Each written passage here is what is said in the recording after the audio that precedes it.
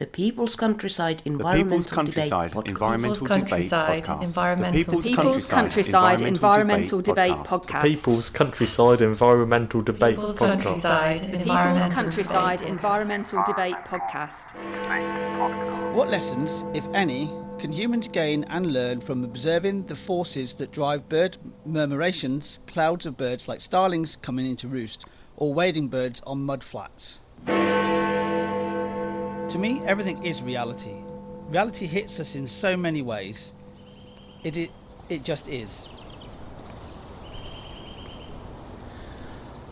This is the People's Countryside Environmental Debate Podcast with me, Stuart the Wild Man Mabber, and me, William Mankler. Thanks very much for listening to this extra episode of the podcast. We must be on 655 by now, Stuart, or something like that.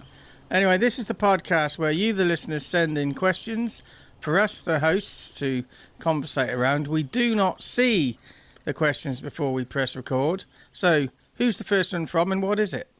The first one is from Clodagh in Larne in County Antrim, Northern Ireland. Welcome back, Clodagh. Yeah, Clodagh has sent numerous questions in. Clodagh, your question is as follows. What lessons, if any, can humans gain and learn from observing the forces that drive bird murmurations, clouds of birds like starlings coming into roost, or wading birds on mud flats? Well, the understanding for me is that they do that purely out of safety in numbers. Yeah, but they also don't hit each other. They don't collide. There must be some collisions, but I don't think there are many. I would say that's something we kind of naturally do in groups ourselves, when there's groups of people. In a way, but we do collide and we overlap. It reminds me of being on tall buildings looking down at people that look like ants on the ground. And they're always colliding and walking into each other's space. I don't think we do what the birds do. We don't keep even space. You know, our voices, we overlap. So when you're in a room full of people talking, you can't hear anything because we're all inhabiting the same frequencies. Birds, different species inhabit different frequencies. So I think, for me, what we can learn is that we can't do. You know, we can't avoid colliding physically and metaphorically. Because we think individualistically, like person by person basis. Who knows? I mean, I don't know. I mean, what drives that in the birds? I mean, we don't know what drives that. We don't know how they manage it. We don't know how they communicate. We don't. So to actually work out what it is we can't do, we have to understand what the birds are doing first. Yeah. To understand what it is we're not doing. To understand how a flock of any birds. Yeah, pretty much any animal, really. They don't collide. Look at ants. They come close, but they never collide. But it's working in... Well, how are they communicating? How are they doing it? Yes. We are not them, so it's harder to know that question. So yeah, exactly. Hard to answer that question because we don't really understand what it is they're doing. And we don't know how they perceive reality either. No.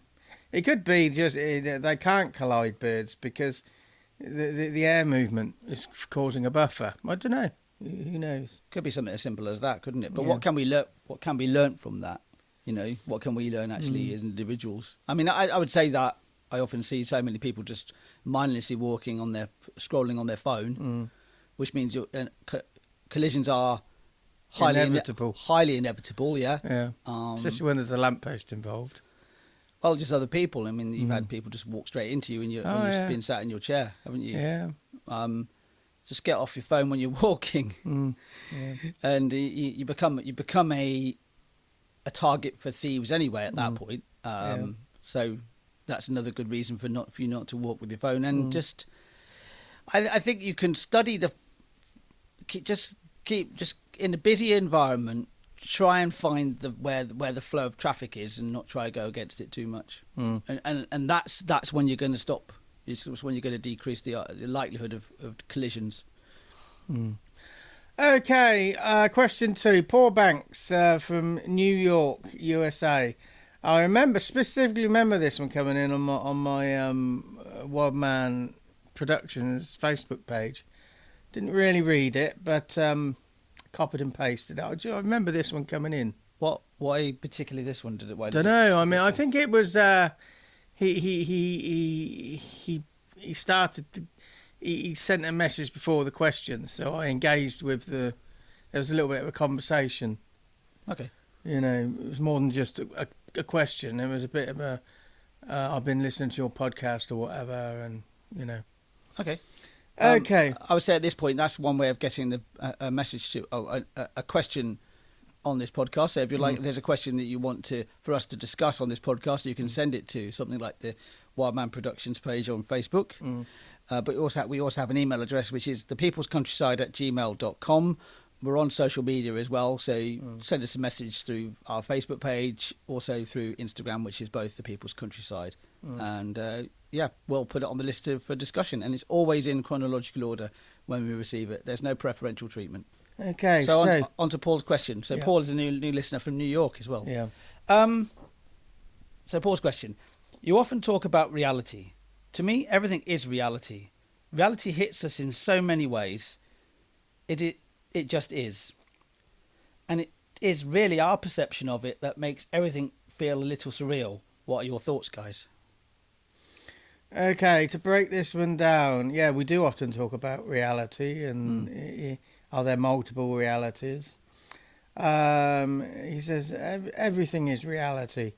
Okay, I would dig into what is everything. Some of the things we perceive aren't real, so not everything is reality. There is probably various universal realities out there that different living beings experience in different ways. That they have their own reality in an overall reality. We assume, logically, reality hits us in so many ways. We assume. It just is. It probably just is, but so reality is just whatever just your there. reality is that's just what it is. Well, I'm taking this. We have our reality, but is that the real reality? So reality just is. I do sort of agree with stuff just is, and then there is interpretation of. And our interpretation comes through our senses. And our biases and our lived experience or lack of experience, assumptions. So many influences on how we perceive things. How we perceive reality, how we perceive a situation, for example. And it really is our perception that makes everything a little surreal. That's an interesting one. I don't hear people say that often that life is surreal. So I'm not sure people are that tuned in to their perception to feel that their experience of reality is surreal. I don't hear that a lot. Personally, with my health conditions, I have this dissociative experience. So it's like I'm in a film. Nothing's really. There's no risk and danger because it's all a film. And I remember somebody, a doctor, advising doing mindfulness. So you observe yourself, so you remove yourself from the situation, and it decreases the stress. But when you're experiencing disassociation, if you're observing yourself being disassociated, that's a really freaky and surreal experience. I found it quite unhelpful. So what I found was when I'm having a surreal moment, I just ride it out, just don't engage with it. Which in a way is how I meditate.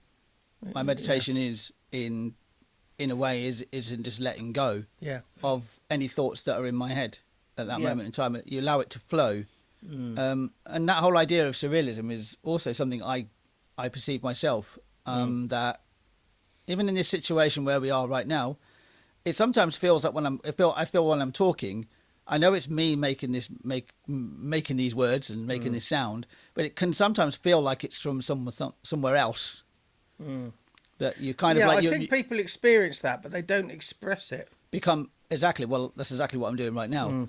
It becomes that. That's what I think. What Paul is talking about in some ways is that in that sentence there, like, and it really is our perception of it that makes everything feel a little surreal. So yeah, it's our perception of our space, our place in the universe. If you think about it too much, it can feel.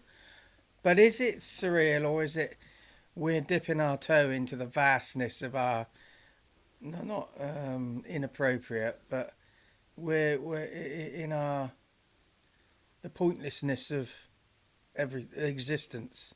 Yeah, maybe because it's too big. What you're dipping, this surreal feeling, is the human brain being taken to the edge of its capacity. Yeah, I think it is. Yeah, we really can't fathom.